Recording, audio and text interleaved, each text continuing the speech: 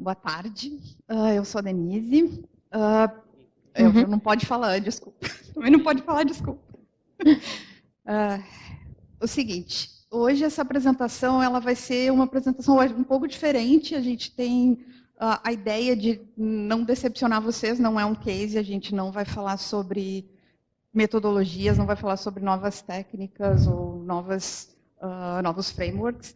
A gente vai fazer uma reflexão, é uma palestra meio filosófica para entender, ou para a gente começar a pensar e refletir sobre o que nos move, o que nos faz trabalhar com UX e qual é o significado do nosso trabalho, ou seja, qual é o nosso propósito. O Pedro já me apresentou, vou passar a palavra. Eu sou a Karina, trabalho no SCP, o Pedro também já me apresentou.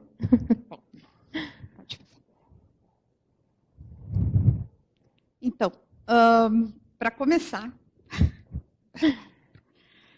eu gostaria que vocês olhassem para, acredito que muitos de vocês já viram o filme, o Charlie e a Fantástica Fábrica de Chocolate. E essa é a expressão no rosto dele que ele expressa quando ele encontra o último ticket dourado para fazer uma visita à fábrica de chocolate, o que era um sonho da vida do avô dele desde criança. E é uma coisa meio impossível de acontecer. Tinham apenas cinco desses tickets distribuídos e ele encontrou o último.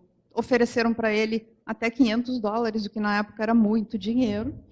E ele vinha de uma família muito pobre. Ele morava com os 4 avós e o pai e a mãe, e eles não tinham nem o suficiente para comer. Todos eles estavam passando muito frio, o inverno era rigoroso e eles estavam relativamente desnutridos. Então, por que ele escolheu? A gente sabe que ele escolheu ir para esta visita da fábrica e viver essa experiência. Por que ele escolheu? Ele era uma criança muito preocupada com a família, que levava muito a sério. Ele chegou a considerar vender esse ticket e alimentar a família por talvez muitos meses, né? Comprar roupas e tirar eles daquela situação de dificuldade. Por que ele fez isso? Porque ele escolheu viver uma experiência que daria significado à sua vida e talvez até ajudar o avô a viver um sonho. Ele queria acrescentar o significado. Bom, então, para que tudo isso, né? Para que a gente trouxe essa história? A história é que o desafio da gente como designers ou como criadores de produtos é criar não apenas produtos que sejam bons do ponto de vista tecnológico ou do ponto de vista da sua aplicabilidade. O que a gente quer, ou que ofereça até uma interface maneira, um negócio legal. O que a gente quer é criar uma experiência através desse produto ou desse serviço que transcenda o próprio produto. É uma coisa muito maior, como, por exemplo, o que o Marcos acabou de falar, é dar àquele velhinho que está doente a possibilidade dele ir até a padaria comprar um pão sem estar sendo acompanhado do seu cuidador. Né? Bom, sucesso. O que a gente diz que pode dar às pessoas? Como é que a gente vai ter sucesso em criar uma experiência que tenha significado? Nós vamos fazer isso dando a elas alguma coisa que elas não podem conseguir em nenhum outro lugar, só com o nosso produto ou com o nosso serviço. Isso tem que ser tão especial que dê a ela uma experiência inigualável, que seja imune à cópia, que seja proporcione a elas uma memória e uma história para contar no futuro. Né? O que é isso, então? Como é que a gente pode fazer isso, né? Criar uma coisa que não possa ser copiada? Isso é uma coisa que depende de cada indivíduo e a gente pode oferecer motivações para chegar nesse sucesso, mas não necessariamente a gente vai conseguir passar isso para as pessoas e fazer com que elas desenvolvam essa memória da experiência. Isso é muito particular e muito individual. Então, o que a gente vai fazer? A gente vai integrar essa experiência para que ela, como alguém também falou aqui hoje mais cedo, a experiência ela começa muito antes de fazer a primeira tela. Então, não existe muito essa necessidade de distinguir a experiência do usuário com a experiência como um todo. A experiência ela não se restringe ao uso de um produto, ela começa bem antes. E falando, então, de motivação, o que é motivação, né? Aquilo que nos move, o que faz a gente levantar de manhã e trabalhar, estudar, tomar banho, querer comprar um carro, querer comprar uma casa, entrar num relacionamento, manter, passar todo aquele trabalho e tal. Existem necessidades que são básicas. A gente tem fome, a gente tem sono, a gente tem vontade de ter coisas ou de viver coisas, de conhecer lugares. E essas são as que a gente chama de motivações reguladoras. E também motivos reguladores. E também tem motivos que são coisas que a gente quer. A gente quer comprar uma casa, a gente quer conhecer a Europa, a gente quer ter filhos, né? Coisas desse tipo. Esses são motivos intencionais. E descobriu-se, né, com uma certa recência, neurocientistas descobriram que nós temos 2 sistemas de recompensa. Um que é ligado ao querer. Então, quando você tem a vontade de fazer essa coisa, ela ativa já uma recompensa, você já fica motivado ou sente um bom sentimento de ter a vontade de conseguir aquela coisa.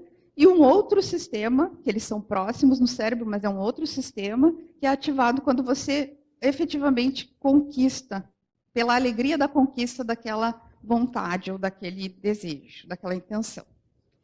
Tá, mas tudo isso, né? A gente sabe que às vezes as pessoas desistem. Vejam as resoluções de ano novo de meio mundo. A gente tem 1000 desejos para o ano novo, 1000 ideias do que vai fazer, as dietas, as compras, as economias, e a gente desiste no meio do caminho, muitas vezes. Então, por que a gente desiste, né? Muitas vezes a gente desiste porque a gente não se sente capaz de fazer aquela tarefa. E outras vezes a gente desiste porque a gente não percebe uma utilidade naquela tarefa. Isso vocês vão ver no trabalho. Quando você está fazendo uma coisa que não parece que vai servir para nada, a tua motivação sempre cai. Mas a principal causa de desistência ou de desmotivação é a falta de autonomia percebida. Se a pessoa percebe que ela está fazendo uma coisa e que ela não pode decidir nada sobre aquilo ali, que ela não tem nenhuma autonomia, ela desiste com facilidade, ou é muito mais fácil que ela desista. Então, tem vários elementos envolvidos nisso, mas a autonomia é, com força, o maior de todos.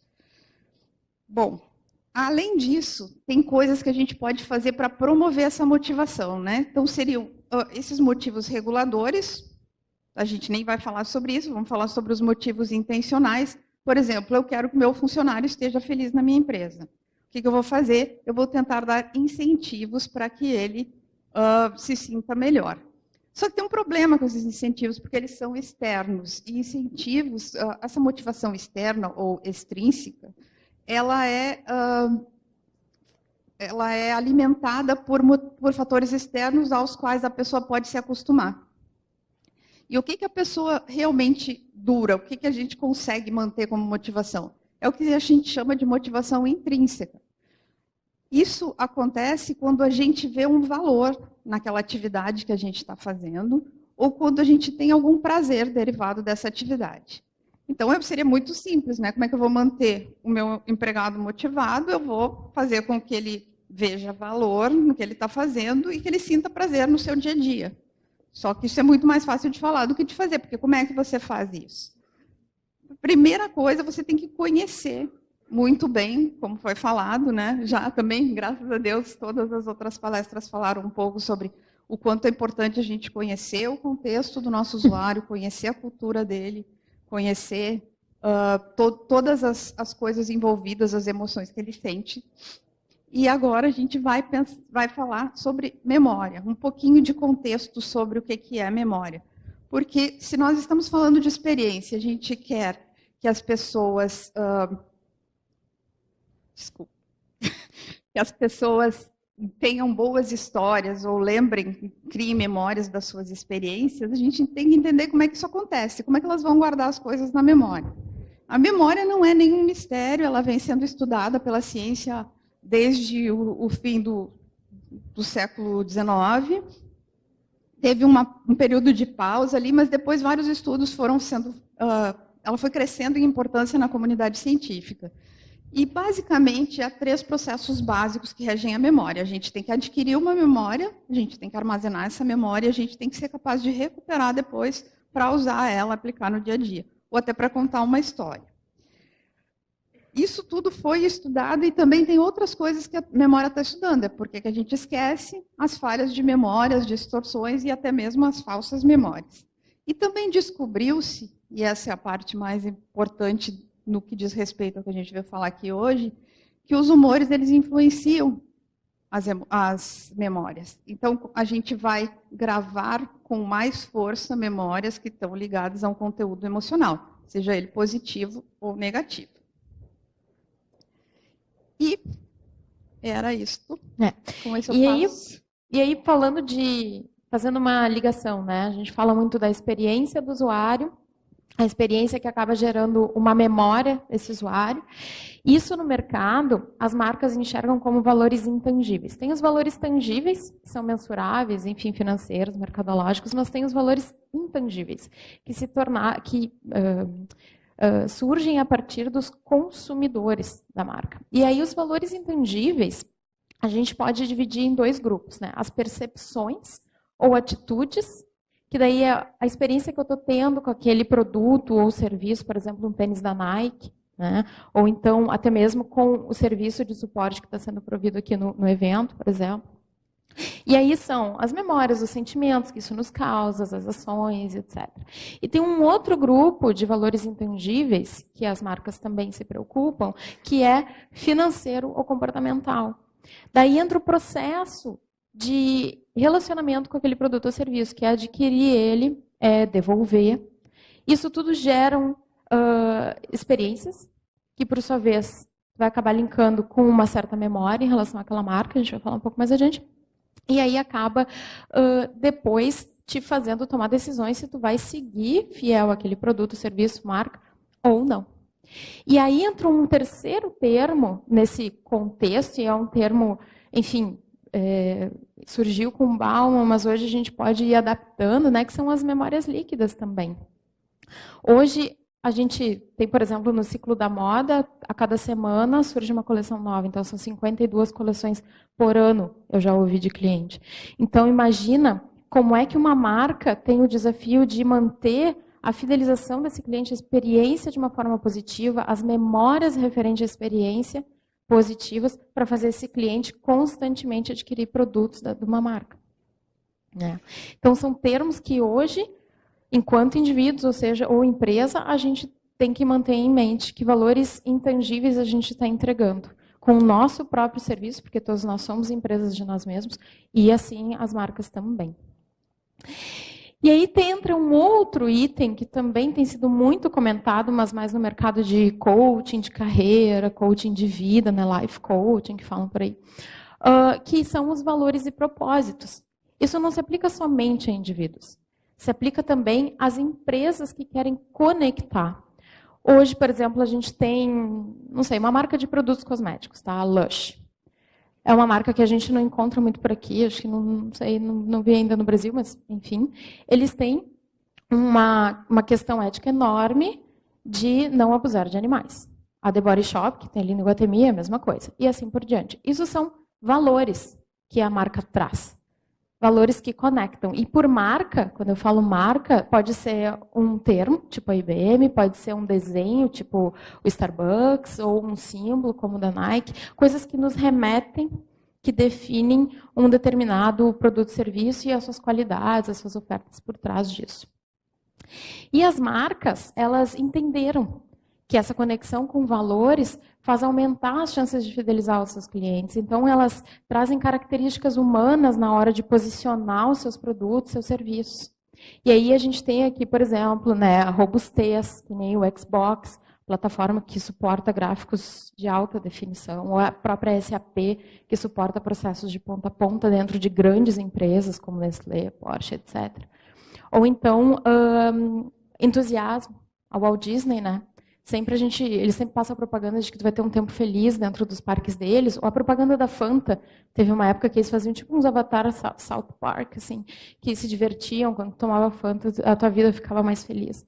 E assim por diante. Né? Ou então sofisticação, como a Hermès, a Rolex, né, marcas de luxo. E isso tudo, eles têm tentado pegar essas características e posicionar elas de forma que, para quem se sente atraído por elas, eles vejam sentido, né? E o sentido é o que nos leva a fazer determinadas coisas. Tem um autor, o Mihaly, ele é um autor que está saindo mais em voga agora, mas ele já trabalha há muitos anos com isso. Ele define que as coisas que fazem sentido para nós, elas nos levam a um estado de êxtase. Por exemplo, correr. É uma atividade simples, mas que quem corre, pelo menos as pessoas que eu conheço, são viciadas em corrida. Elas não conseguem ficar sem o esporte delas. Isso faz sentido para elas, traz um momento de êxtase para elas. E o que elas fazem? As marcas, elas começam a conectar com essa importância do sentido. Começam a conectar, por exemplo, que elas vão suportar. A Nike provê produtos de alta tecnologia para possibilitar uma melhor performance para o corredor. E aí entra uma outra questão, que coisas que fazem sentido, experiências que fazem sentido, memórias que nos fazem sentido, nos levam a conectar até mesmo com os nossos propósitos individuais, que são aqueles objetivos de vida que a gente tem maior que nós mesmos, né, que vai depois beneficiar o coletivo. Então, experiências, memórias, sentido e propósito, na verdade, eles estão inteiramente conectados e as marcas começam a entender isso, as empresas começam a entender isso. E se a gente começa a entender como indivíduo, a gente também começa a conectar. E aí surge o termo que o Álvaro comentou sobre empatia. É uma forma de empática. A gente está colocando coisas que conectam, né? E aí entra um outro termo, o termo que a Denise até comentou, que são as emoções. As nossas experiências, elas estão altamente relacionadas, elas não são influenciadas ou não são gravadas só por um processo que a gente passa, né? Algo racional. Mas as emoções, elas têm muito a ver. Por exemplo, se eu estou de bom humor, eu tendo, em um determinado momento, eu tendo a manter aquela memória daquela experiência enquanto eu estava de bom humor como uma memória positiva. Se eu estiver num péssimo humor, provavelmente a experiência que eu tiver naquele dia, eu tendo a gravar ela como uma experiência negativa, uma memória negativa. Ela reforça. Tu vai lembrar mais dela quando viver um outro dia negativo. Exatamente. Mesmo então, que ela não seja negativa. Exatamente. Então, a emoção, ela sim influencia. E aí, por que as marcas hoje usam tanto a emoção nas propagandas, né? Por que a gente sente coisas? A gente muitas vezes não percebe. Às vezes é um sentimento, uma reação inconsciente. Mas a gente sente. E aí, leva eventos e emoções, experiências e emoções, a serem memorizados no mesmo local no nosso cérebro. E aí, voltando à nossa introdução, né? O nosso Charlie. A UX, na verdade, permeia tudo isso. Quando a gente fala... Perdão. Denise. Perdão. Eu vou botar o vídeo. Sim, só para concluir. A UX, então, ela permeia tudo isso, né? A UX não é um design por si só, mas ela talvez seja até uma subclasse do que é o contexto maior de design, trazendo experiência, focando na experiência que faça sentido para os usuários, que levem marcas e até mesmo pessoas a suportarem propósitos e sentidos daqueles usuários, né? Então, é uma subclasse, é isso que a gente tem como uma definição do que seria o UX. E a gente vai passar um clipe agora daquela cena do ticket para vocês prestarem atenção nas emoções expressas pelos personagens, o Charlie e o avô, principalmente.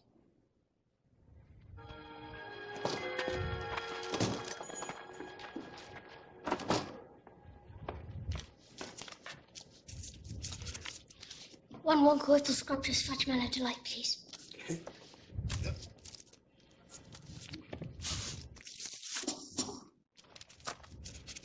The nerve of some people. I know. Forging a ticket, come on. Atenção do Charlie, né? E abrir o chocolate.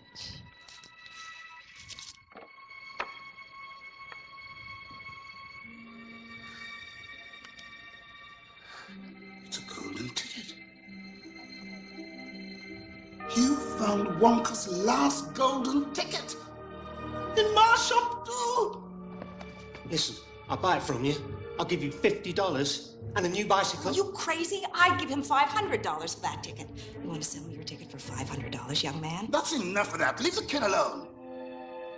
Listen, don't let anyone have it. Take it straight home. You understand? Thank you.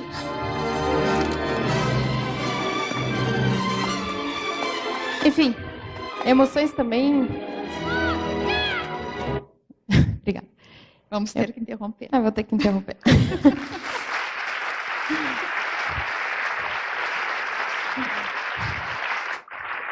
Vem pra cá. Dê. Muito legal. Parabéns pela palestra. Vamos abrir então aqui para as perguntas. E o timer já está rolando. Oi, aqui em cima. Última fileira aqui. Ah, oi. Olá, Karina e Denise. Legal, acho muito legal esse assunto. Karina, tu fez uma pergunta para mim ano passado, então eu vou devolver, tá bom?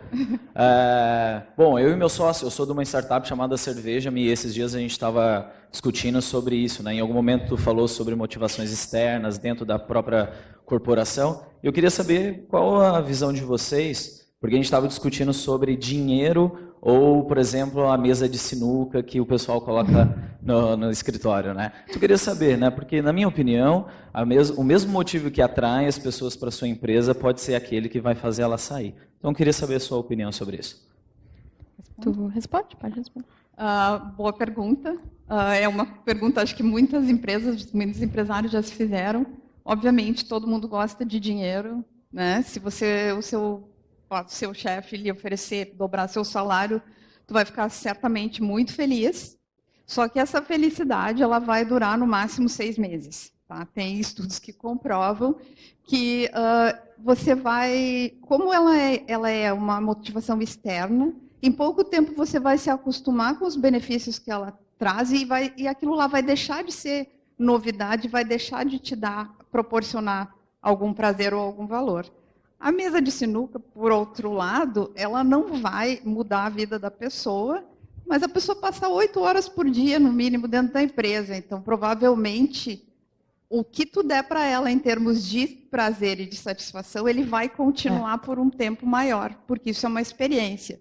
E já tem muita coisa comprovando de estudos em vários locais do mundo que o dinheiro gasto com experiências, ele proporciona uma satisfação muito mais duradoura que o dinheiro gasto com objetos. Então, dependendo do teu objetivo, é um ou outro, mas sempre depende. E não só a experiência do lazer, porque a sinuca a gente, né, acaba tendo como um exemplo de lazer, mas a experiência que ele tem dentro da tua empresa.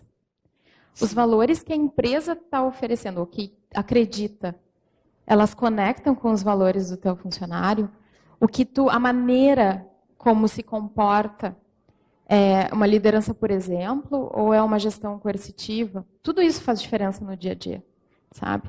E assim, a gente vê casos até mesmo dentro da nossa própria empresa, onde a gente vê pessoas que talvez não trocam de setor, não deixam de sair, não estão ganhando talvez o que gostariam, mas porque acreditam naquele líder que elas estão seguindo. Então, existem casos assim como também existem os outros casos onde se sai por N razões. Enfim, acho que existem dos dois. Mas é um conjunto de coisas. Nunca vai ser uma mesa de sinuca apenas ou um aumento de dinheiro apenas. É uma série de critérios, é uma série do que monta o ambiente onde aquela pessoa está. E depende também dos valores da pessoa. Pode ser que o que me motiva não motive a Karina. Tá. Mais perguntas? Mais perguntas aí, pessoal? Aqui.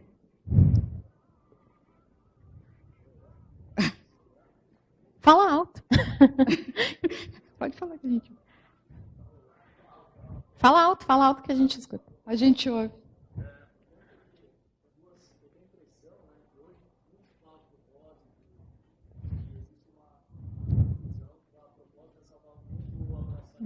Uhum.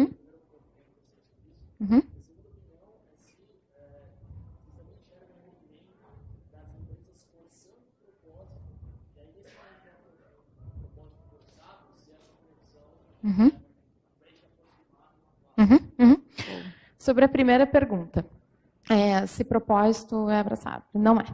A não ser que tenha sentido para ti. Se tu vê sentido nisso e te faz ficar em um estado de autorrealização e realmente estou contribuindo com o mundo, abraçando várias árvores aí na redenção. Bom, mas a questão é que é algo que, geralmente, o propósito está relacionado o Sri Prembaba é um autor, e ele fala sobre propósito estar relacionado àquilo que a gente ama realmente, assim, o que está é a nossa missão, o nosso Dharma, né? Levando um pouquinho para o lado de budista. Então, as coisas têm que fazer sentido. A partir do momento que ela faz sentido, ela vai estar mais alinhada com a tua missão, que tu realmente quer contribuir para o meio. Tá? E não necessariamente abraçar a árvore, mas sim o que vai enriquecer a vida dos demais ao teu redor. Geralmente é isso que acontece. Sobre as empresas empurrarem, sim. Assim como o design virou jargão, alguns anos atrás, dentro de grandes corporações e propaganda, eu acho que o propósito também. Mas cabe às pessoas evitarem que isso aconteça ou influencie. Legal. Muito obrigado. Elina Boyen, Denise Pilar. Nós que agradecemos.